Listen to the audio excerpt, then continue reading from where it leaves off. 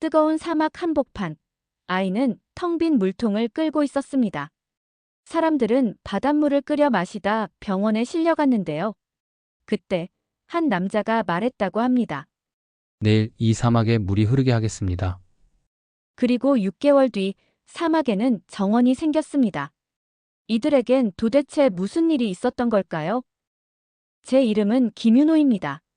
저는 두산중공업에서 프로젝트 매니저로 일하고 있어요. 제 팀은 물이 거의 없는 곳에 깨끗한 물을 가져다 주는 일을 해요. 비행기 문이 열리자마자 뜨거운 공기가 얼굴을 때렸어요. 마치 불덩어리가 날아오는 것 같았죠. 저는 오만이라는 나라에 도착했어요. 머리 위로는 태양이 이글거리고 있었고 셔츠는 금세 땀으로 젖었어요. 우리가 도착한 곳은 수르 아라딘이라는 사막 마을이었어요. 차로 2시간을 달려야 했죠. 창밖으로 보이는 건 끝없는 모래와 바위뿐이었어요. 나무도 풀도 전혀 없었고 차 안은 에어컨을 틀었는데도 마치 오븐처럼 뜨거웠어요. 마을에 도착했을 때 가슴이 철렁 내려앉았어요. 수많은 사람들이 빈 물통을 들고 긴 줄을 서 있었어요. 햇빛은 강했고 사람들의 얼굴에는 걱정이 가득했어요. 일부는 그늘에서 쉬고 있었고 어떤 사람은 종이판으로 얼굴을 부채질하고 있었죠.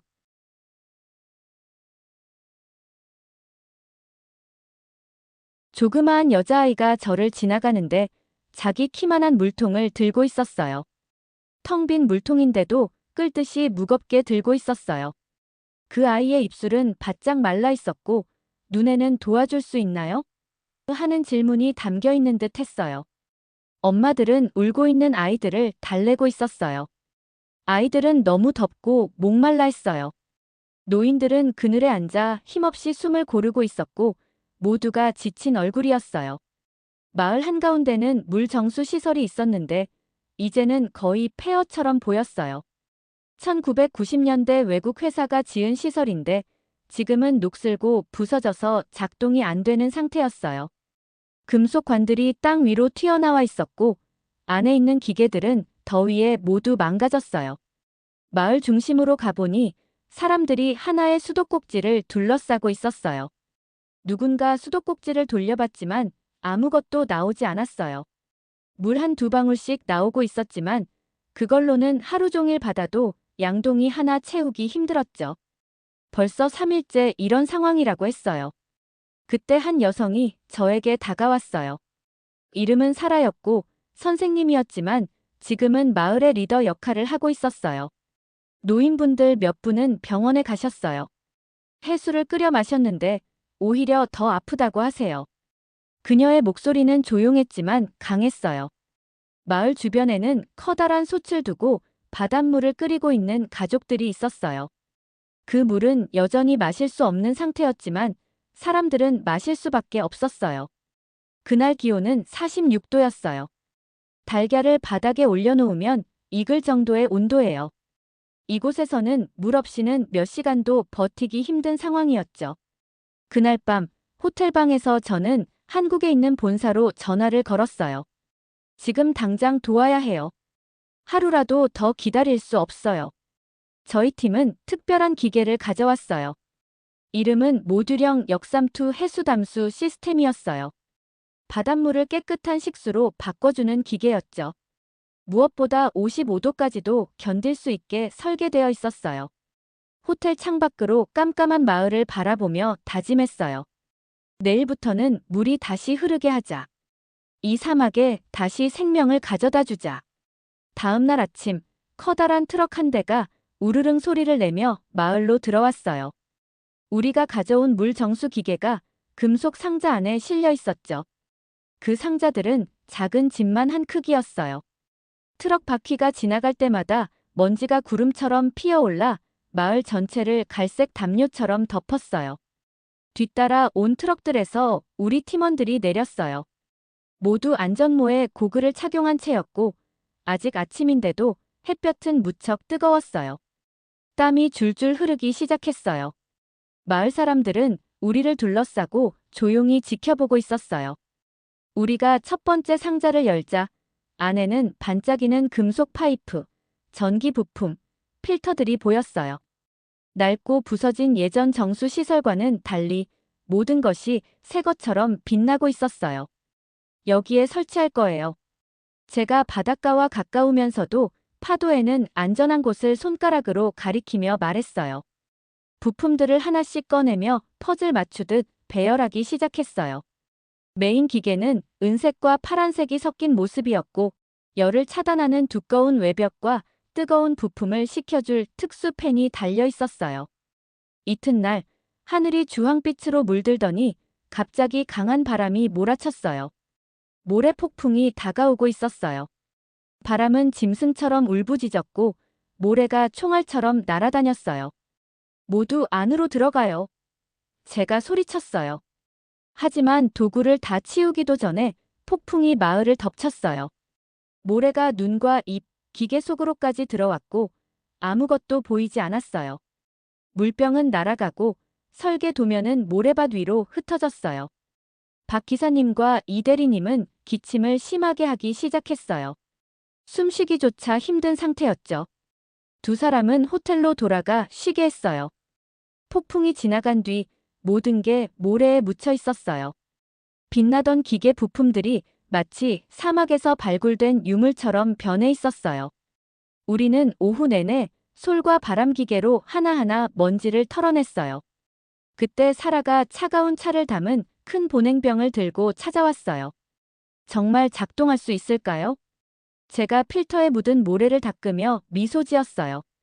이 기계는 바로 이런 곳을 위해 만든 거예요. 그 다음 며칠은 태양과의 경주 같았어요. 새벽 5시부터 밤 7시까지 일했어요. 가장 더운 시간엔 그늘에서 잠깐씩 쉬었죠. 우리 팀은 정말 영웅 같았어요. 뜨거운 햇볕 아래서 파이프를 연결하고 높은 기둥에 태양광 패널을 설치했어요.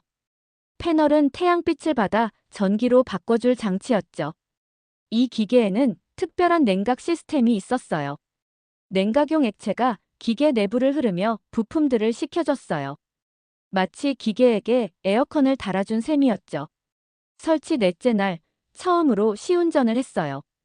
저는 초록색 버튼을 눌렀고 모터 소리가 들리며 펌프가 작동하기 시작했어요. 바닷물이 굵은 파이프를 통해 들어오기 시작했죠. 하지만 아무것도 나오지 않았어요. 가슴이 철렁 내려앉았어요. 뭔가 잘못된 걸까? 혹시 모래 폭풍 때문에 고장이 난 걸까? 연결 부위와 필터, 펌프를 하나하나 점검하다가 작은 컴퓨터 칩이 빠져 있는 걸 발견했어요. 그것을 제자리에 눌러넣자 딸깍 하는 소리가 났어요. 여섯째 날, 마침내 기적이 일어났어요. 다시 버튼을 누르자 기계가 살아났어요. 바닷물이 들어와 여러 개의 필터를 거치고 깨끗해지며 기계를 통과했어요. 마지막 관에서 투명한 물이 흘러나오기 시작했어요. 컵에 받아 햇빛에 비춰보니 마치 다이아몬드처럼 반짝였어요. 수질 측정기로 검사했더니 도시 수돗물보다도 더 깨끗한 수치가 나왔어요. 됐어요. 성공이에요. 마을 사람들이 환호하며 몰려왔어요. 아이들은 손뼉을 치며 뛰어다녔고 어떤 어른은 울음을 터뜨렸어요. 사라는 손에 물을 떠서 한 모금 마시더니 조용히 말했어요. 빗물 맛이 나요. 그날 저녁 트럭 위에 올라 마을을 바라봤어요. 며칠 만에 처음으로 사람들이 웃고 있었어요. 아이들이 더 이상 목말라 울지 않았고 엄마들은 조용히 노래를 흥얼거리며 물통을 채우고 있었어요. 우리 기계는 정말 완벽하게 작동했어요. 1시간에 5천 리터의 물을 만들 수 있었어요. 마을 전체가 충분히 쓸 수 있는 양이었죠. 해가 사막산 너머로 지며 하늘을 보랏빛과 금빛으로 물들이는 그 순간 제 가슴 속에도 따뜻한 무언가가 차올랐어요. 그건 더위가 아니라 희망이었어요. 깨끗한 물이 기계에서 쏟아져 나오기 시작했어요. 마치 기적 같았죠. 하지만 저는 알고 있었어요. 이건 시작일 뿐이라는 걸요. 우리가 한국으로 돌아간 후에도 누군가 이 기계를 돌봐야 했어요. 고장이 나면 누가 고칠 수 있을까? 필터가 더러워지면 누가 교체할 수 있을까? 어느 날 아침, 마을을 걸어 다니고 있었어요. 사람들은 이미 줄을 서서 물통을 들고 있었고 밝게 웃으며 저를 반겨주었어요. 아이들은 저를 따라 웃으며 뛰어다녔어요. 그 모습을 보면서도 저는 이 마을의 미래가 걱정됐어요. 그날 저는 한국의 코이카에 전화를 걸었어요. 코이카는 개발도상국에 기술과 지식을 나누는 일을 하는 기관이에요. 이 마을 사람들에게 물 기계를 관리하는 법을 가르쳐야 해요. 이들이 직접 물 전문가가 될 수 있도록 도와야 해요. 2주 뒤, 기계 옆에 하얀 벽과 파란 지붕을 가진 작은 건물이 생겼어요. 아랍어와 한국어로 적힌 간판에는 물교육센터라고 쓰여 있었어요. 안에는 책상과 의자, 다양한 교육 자료들이 준비됐어요. 사라는 수강생을 모집하는데 큰 역할을 했어요. 집집마다 다니며 가족들에게 직접 설명했고 많은 사람들이 관심을 가졌어요. 특히 아이들과 노인을 돌보는 여성들이 먼저 손을 들었어요. 첫 수업날 20명 정도의 주민이 센터에 모였어요. 표정은 긴장되었지만 눈빛은 반짝이고 있었어요. 저는 커다란 포스터를 들고 기계의 구조를 설명했어요. 물이 여기로 들어와요. 이 필터들을 지나면서 염분과 먼지를 걸러내고 마지막으로 깨끗한 물이 여기서 나와요. 그림을 그려가며 쉽게 설명했어요. 제가 영어로 설명하면 사라가 아랍어로 통역해 주었어요. 사람들은 고개를 끄덕이며 질문도 했어요. 새 아이의 엄마인 라일라가 손을 들었어요. 기계가 멈추면 어떻게 해야 하나요? 제가 웃으며 대답했어요. 바로 그걸 배우게 될 거예요. 우리는 교육용 기계를 열어 직접 안을 보여주었어요. 사람들은 다가와 필터와 파이프를 만져보았어요. 제어판의 숫자를 읽는 법도 가르쳐 주었어요. 수질 검사도 연습했어요. 모든 사람에게 간단한 수질 검사 키트를 나눠주었고 다양한 물 샘플에 테스트지를 담가 보았어요. 색이 바뀌면서 물 상태를 알려줬어요. 이건 완벽한 물이에요. 라일라가 파란색으로 변한 테스트지를 들어보이며 말했어요. 이건 아직 정화가 더 필요하네요. 하산이 노란색 테스트지를 보이며 말했어요. 2주쯤 지나자 놀라운 일이 벌어졌어요. 수강생들이 서로 가르쳐주기 시작한 거예요. 누가 필터 교체법을 모르면 다른 사람이 옆에서 도와줬어요. 마치 하나의 가족처럼 움직였어요. 어느 날 11살 소년 아민이 센터에 찾아왔어요. 손에는 이상한 병 하나를 들고 있었어요. 탄산음료 병에 모래와 자갈을 담아 만든 거였죠. 제가 만든 물 정수기예요. 더러운 물이 위에서 들어가면 모래를 지나면서 좀 더 깨끗해져요. 그 모습을 보고 감탄했어요. 단순하지만 효과적인 방식이었어요. 정말 대단하구나. 너는 이미 엔지니어처럼 생각하고 있어. 아미는 눈을 반짝이며 말했어요. 나중에 한국에 가서 진짜 기계를 배우고 싶어요. 제가 무릎을 꿇고 눈높이를 맞추며 말했어요. 넌 이미 첫걸음을 시작했어. 계속 만들고 계속 도전해봐. 매일매일 수강생들의 실력은 늘어났어요. 제어판 숫자도 읽을 줄 알게 되었고 필터도 직접 갈고 배관 청소도 할 줄 알게 되었어요. 가장 중요한 건 서로 도우며 함께 일하는 방법을 배운 거였어요. 한 달 뒤 제가 그들에게 시험을 봤어요. 하루 동안 스스로 기계를 돌려보는 거였어요. 멀리서 지켜보는데 문제없이 모든 걸 완벽히 해냈어요. 그날 저녁 사라가 찾아와서 말했어요.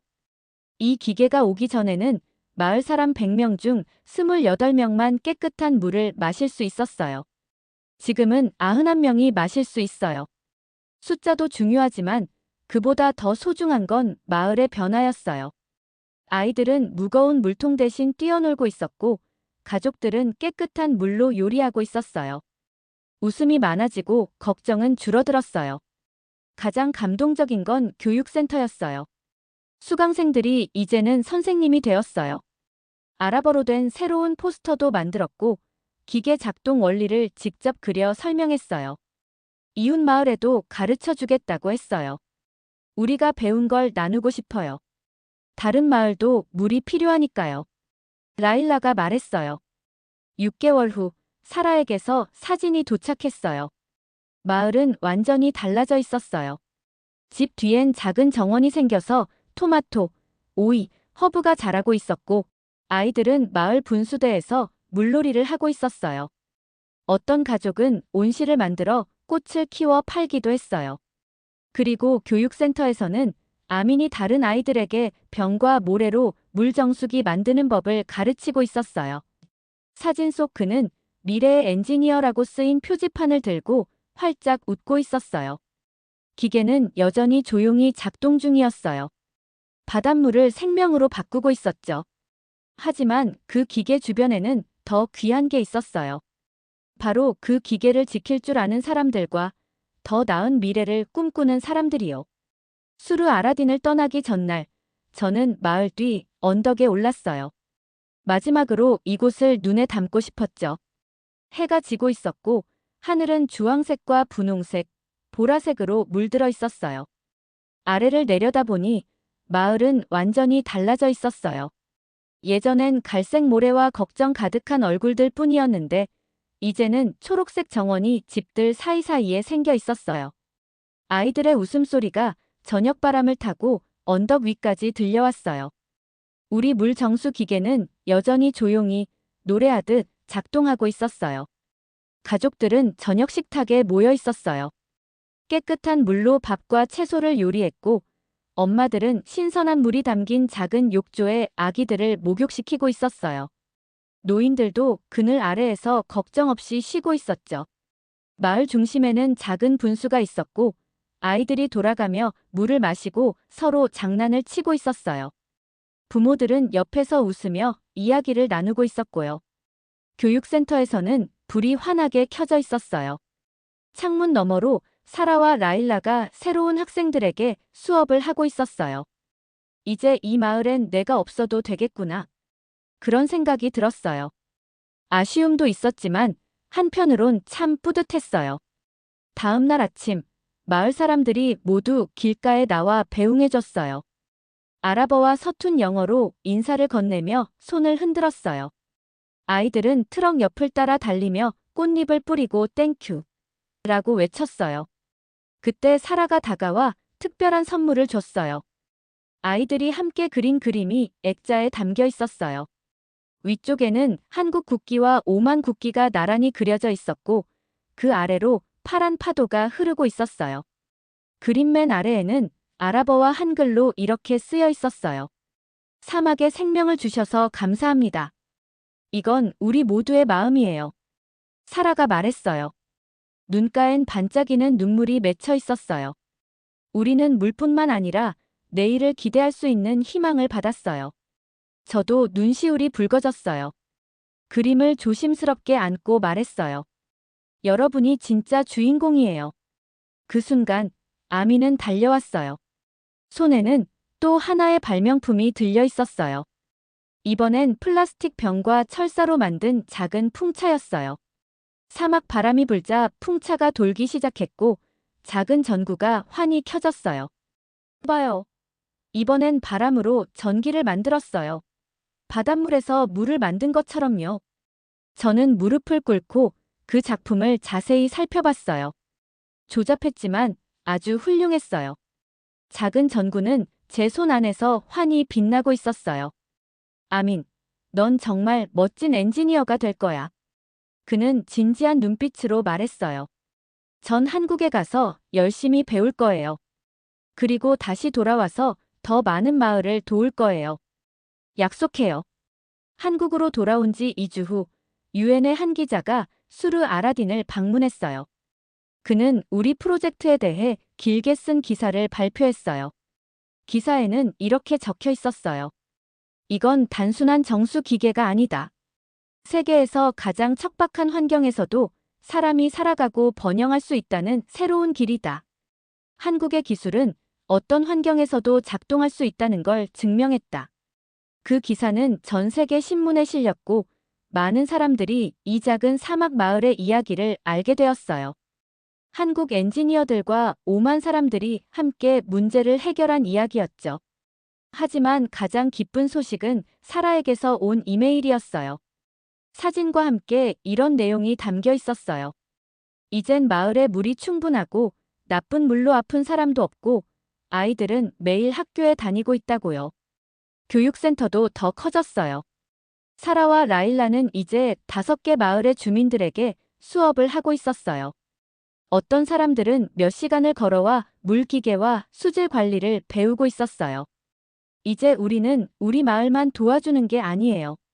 지역 전체를 돕고 있어요. 선생님이 나눠준 지식이 사막을 따라 퍼지고 있어요.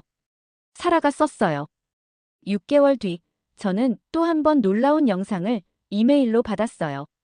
아미는 친구들과 만든 새로운 기계 앞에 서 있었어요. 훨씬 더 크고 복잡한 정수 기계였어요. 안녕하세요, 김 선생님. 아민이 한국어로 인사했어요. 그동안 제 언어를 배운 거였죠. 이거 보세요. 저희가 만든 기계예요. 태양광으로 물을 정화해요. 학교에 설치해서 아이들이 수업 시간에 깨끗한 물을 마실 수 있게 하려고요. 그 뒤에는 다른 아이들도 각자 발명품을 만들고 있었어요. 테스트하고 고치고 더 나은 방법을 찾고 있었어요. 그들은 미래의 엔지니어가 되고 있었어요.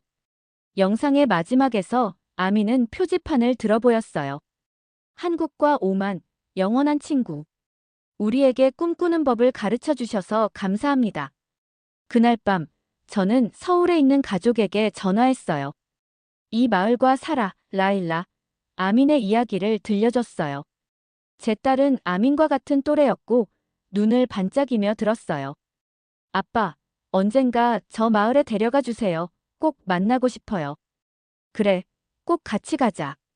지금도 누가 제게 가장 기억에 남는 프로젝트가 뭐냐고 물으면 가장 큰 기계나 돈 이야기를 하지 않아요. 저는 사막 속 작은 마을 이야기를 해요. 사람들이 바닷물을 희망으로 바꿔낸 이야기요. 아이들이 자신의 손으로 미래를 만들 수 있다는 걸 배운 이야기요. 그리고 한국과 오만이 평생 친구가 된 이야기를 해요.